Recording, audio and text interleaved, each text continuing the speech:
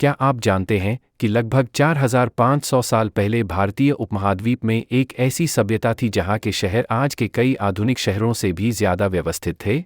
लेकिन आश्चर्य की बात यह है कि यह महान सभ्यता हजारों साल तक धरती के नीचे दबी रही।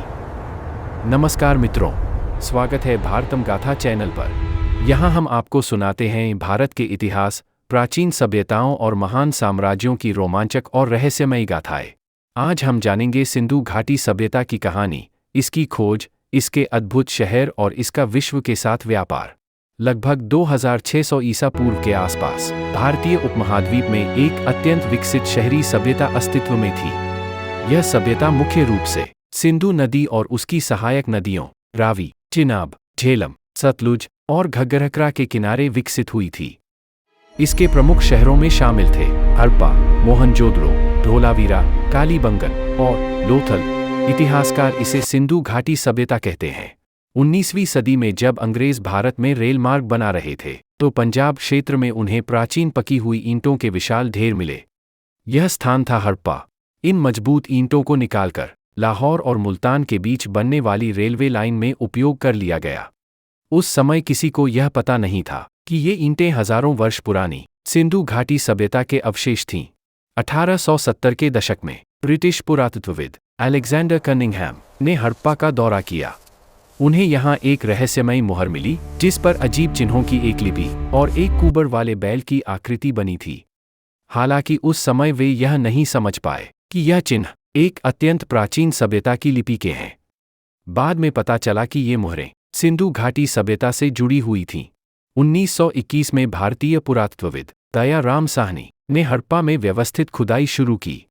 खुदाई के दौरान पक्के मकान, सड़कें और अनेक मुहरें मिलीं। इसके अगले ही वर्ष 1922 में पुरातत्वविद राखलदास बनर्जी ने एक और विशाल प्राचीन नगर की खोज की, मोहनजोदड़ो। यहाँ से मिला प्रसिद्ध ग्रेट बाथ और अद्भुत जल निकासी प्रणाली।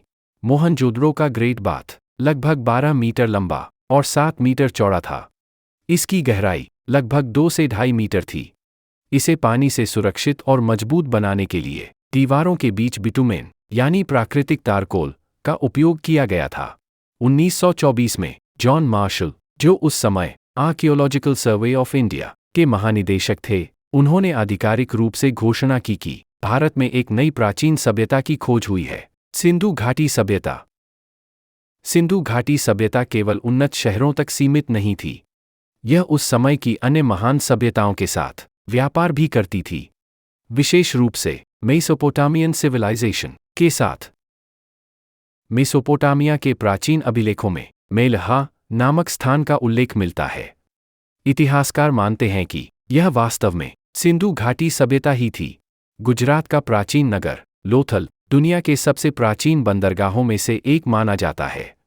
यहाँ मिला विशाल डॉकयार्ड इस बात का प्रमाण है कि सिंधु सभ्यता समुद्री व्यापार में भी उन्नत थी। हालांकि इस सभ्यता के शहर, व्यापार और संस्कृति के बारे में काफी जानकारी मिल चुकी है, लेकिन इसकी लिपि आज भी पढ़ी नहीं जा सकी है। इसलिए 4000 वर्षों बाद भी सिंधु घाटी सभ्यता मानव इतिहास की सबसे रहस्यमयी सभ्यताओं में से एक बनी हुई है।